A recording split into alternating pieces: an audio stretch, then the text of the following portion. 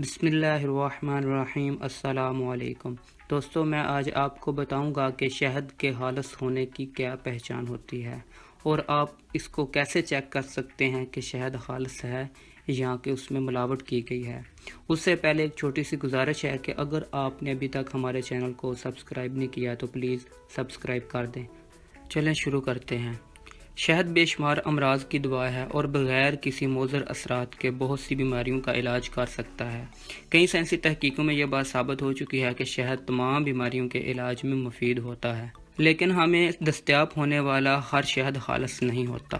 آج کل بازاروں میں جعلی شہد کی فروخت عام ہے کیونکہ عموماً اکثر افراد کو شہد کے اصل یا نقل ہونے کے بارے میں کوئی پہچان نہیں ہوتی۔ یہاں میں آج آپ کو خالص شہد کی پہچان کرنے کے کچھ طریقے بتاؤں گا جن پر عمل کر کے آپ یقیناً جعلی اور اصلی شہد میں فرق کر سکیں گے۔ ان میں سے پہلا طریقہ یہ ہے کہ آپ شہد کو پانی کے ذریعے چیک کر سکتے ہیں کہ شہد اصلی ہے یا نقلی۔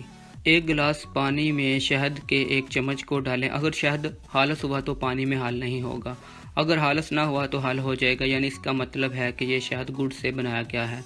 دوسرا طریقہ یہ ہے کہ آگ سے جلائیں۔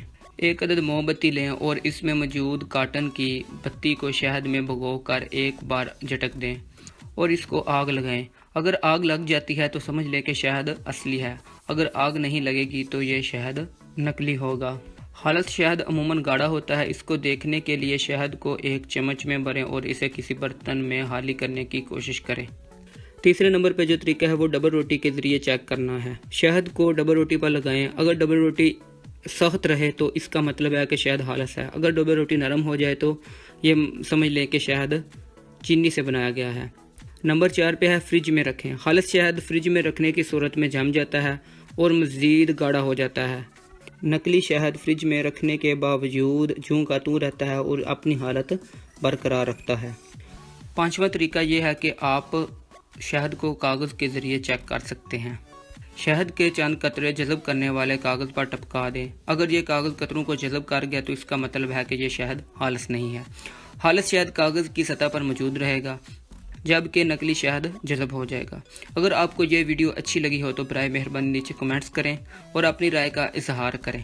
اس کے علاوہ ویڈیو کو شیئر اور لائک کریں۔ دعاؤں میں یاد رکھیے گا۔ السلام علیکم۔